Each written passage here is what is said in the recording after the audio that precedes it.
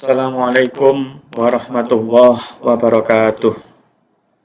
Bismillah, alhamdulillah, wassalatu wassalamu ala rasulillah wa ala alihi wa sahbihi wa mawala la hawla wa la quwata illa billah.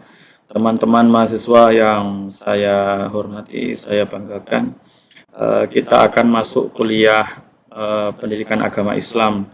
Materi selanjutnya, yakni materi tentang keimanan pada kitab-kitab Allah Subhanahu wa Ta'ala.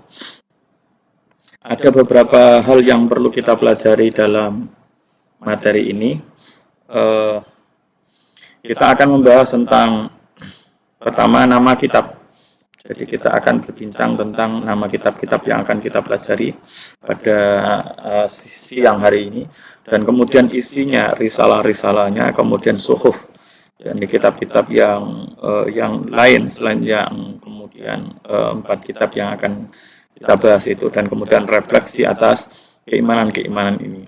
Ini akan kita bahas semuanya pada hari ini, sehingga kita akan lebih mendalami tentang kitab-kitab yang diturunkan oleh Allah Subhanahu wa Ta'ala kepada para rasulnya. Ini jadi kawan-kawan sekalian, ini pembahasan yang kita akan bahas, yakni nama kitab-kitab. Risalah di dalam kitab-kitab itu termasuk juga suhuf dan refleksi atas kitab-kitab itu. Yang pertama, nama-nama kitab. Ada Taurat yang diturunkan kepada Nabi Musa alaihissalam. Beliau adalah nabi dari Bani Israel yang dalam beberapa referensi disebutkan bahwa beliau diturunkan kitab Taurat itu diantaranya untuk menjadi pijakan, untuk menjadi risalah, untuk menjadi ajaran yang harus disampaikan kepada Bani Israel. Jadi Nabiullah Musa ini adalah seorang nabi dan rasul yang termasuk ulul azmi, dan beliau termasuk agenda besarnya adalah menyelamatkan Bani Israel dari perbudakan, dari penjajahan orang-orang Mesir, orang-orang Kipti asli ketika itu. Ini adalah dasar-dasar dari ajaran-ajaran Yahudi, ajaran-ajaran Bani Israel zaman dahulu. Pada saat ini Taurat itu apakah apa yang kita temui hari ini, itu nanti akan kita bahas pada pembahasan tentang risalah. Yang kedua adalah Zabur. Zabur ini tetap diturunkan untuk Bani Israel, tapi Zabur itu diturunkan kepada Nabi Dawud berupa doa-doa, kidung-kidung, syair-syair. Dan beliau secara risalah, secara ajaran syariat tetap mengikuti pada kaidahnya, risalahnya Nabi Musa. Yang selanjutnya adalah Nabi Isa dengan kitabnya Injil. Injil ini adalah kitab yang diturunkan kepada Nabi Isa alaihissalam dan dikenal dengan ringkasan atau pembaharuan dan ringkasan terhadap ajaran-ajaran yang sudah dibawa oleh Nabi Isa alaihissalam. Yang keempat adalah Al-Quran. Kitab Al-Quran diturunkan kepada Rasulullah SAW, Nabi kita Muhammad SAW, dan Al-Quran ini berbeda dengan Injil, berbeda dengan Zabur, berbeda dengan Taurat dalam hal cakupannya. Karena ini ajaran yang digunakan untuk seluruh alam. Dia tidak terpaku hanya pada Bani Israel, tidak terpaku pada satu kaum saja. Dan itulah Al-Quran. Al-Quran secara definisi adalah kitab yang diturunkan kepada Nabi Muhammad SAW yang diawali dengan surat Fatihah, yang diakhiri dengan surat An-Nas, dan membaca Al-Quran itu dinilai sebagai sebuah ibadah. Kenapa begitu definisinya? Pertama, diturunkan kepada Nabi Muhammad untuk membedakan dengan Injil, dengan Injil, dengan membedakan dengan Zabur, dengan Taurat yang diturunkan kepada selain Nabi Muhammad. Yang kedua, diawali dengan surat Fatihah dan diakhiri dengan surat An-Nas, dan dihitung sebagai ibadah ketika membacanya.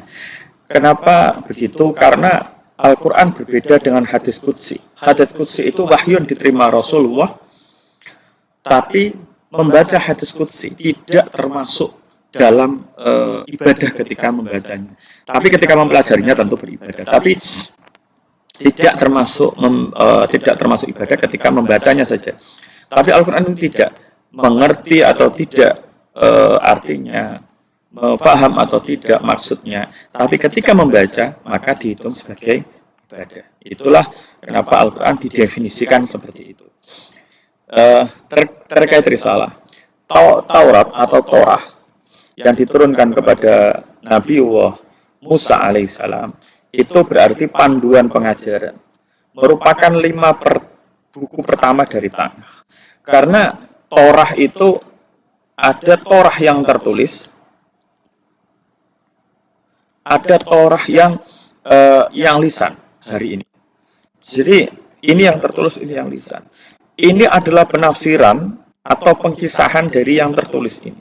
Jadi Torah itu sekarang yang ada sekarang di kalangan Yahudi itu juga yang lisan ini kemudian dibukukan juga. Jadi ini juga dibukukan. Jadi sekarang ini dibukukan. Ada apa? Ada Misnah, ada Talmud dan ada Midrash.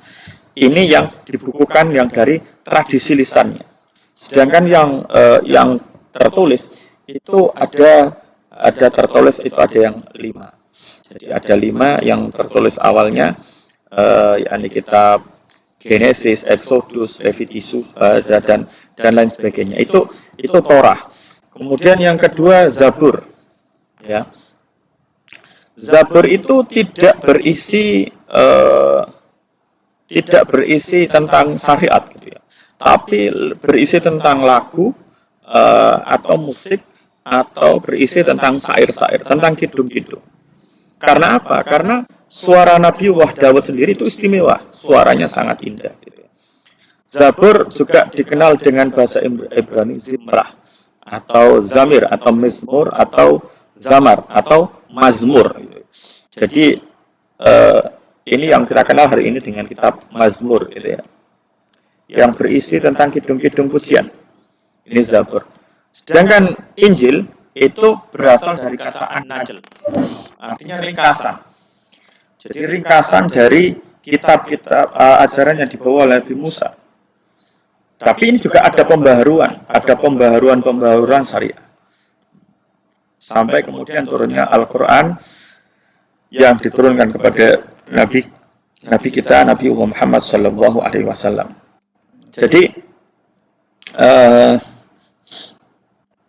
Al-Quran ini perbedaannya adalah ketika Injil diturunkan untuk Bani Israel, ya, Taurat untuk Bani Israel, Zabur juga untuk Bani Israel, ya. Jadi ini semuanya untuk Bani Israel. Tapi untuk Al-Quran ini berbeda. Al-Quran ini diturunkan untuk semua alam, gitu ya. Jadi Al-Quran itu mempunyai kekhususan karena dia diturunkan untuk seluruh alam. Jadi tidak terpaut hanya pada Bani Israel. Kalau misalnya Injil itu untuk Bani Israel, Taurat untuk Bani Israel, Zabur untuk Bani Israel, tapi Al-Quran ini untuk seluruh alam. Selanjutnya Suhuf. Suhuf itu yang kalau dalam Aqidatul Awam wasuhuful khalili wal kalimi. Jadi Suhuf itu ada 2 yang dikenal, misalnya Suhuf Ibrahim, Suhuful Khalil. Ibrahim itu dikenal sebagai Khalilur Rahman, kekasihnya Allah. Suhuf Ibrahim itu sebanyak 30 lembar. Wasuhuful Khalil Kalim.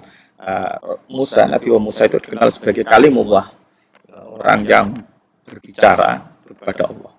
Jadi Suhuful Khalili wal Kalimi. Suhufnya itu sebanyak 10 suhuf. 10 suhuf ini selain yang diturunkan Taurat, gitu ya. Selain Taurat yang sudah diturunkan, yang kita jelaskan di awal tadi. Sedangkan ada suhuf lain juga, misalnya 60 suhuf yang diturunkan kepada Nabi Wasis atau 10 suhuf yang diturunkan kepada Nabi wa Idris. Jadi ini yang suhuf. Suhuf itu tidak setingkat dengan kitab. Refleksi yang perlu kita ketahui dari ini adalah sebagai Muslim, setelah mengetahui begitu penjelasan tentang Al-Quran, bagaimana Al-Quran itu diciptakan, diturunkan untuk seluruh alam, menjadi panduan hidup kita. Berapa kali kita membaca Al-Quran dan mentadaburinya, membaca dan mentadaburi. Mentadaburi itu isinya. Dan mentadaburi, membaca Al-Quran, mentadaburi Al-Quran, melihat isi Al-Quran, tidak cukup hanya dengan terjemah. Karena ketika dengan terjemah, kita akan sesat. Ya, karena tidak bisa mentadaburi ini dengan terjemah saja. Kadang-kadang Al-Quran itu tidak seperti kelihatannya, butuh piranti-piranti, perangkat-perangkat untuk mentadaburi. Sebagai Muslim, berapa banyak waktu yang kita gunakan untuk menguak isinya? Sebagai Muslim, seberapa kuat kita memeganginya? Kalau sudah mentadaburi, kalau sudah mempelajari, lalu seberapa kuat kita memegangi ajarannya? Itu adalah refleksi dalam pembelajaran kita kali ini. Terima kasih, mohon maaf jika ada khilaf. Semoga kawan-kawan semua, kita semua diberi kesehatan. Sekian dari saya, wal muwaffiq ila aqwamit thoriq. Wassalamualaikum warahmatullahi wabarakatuh.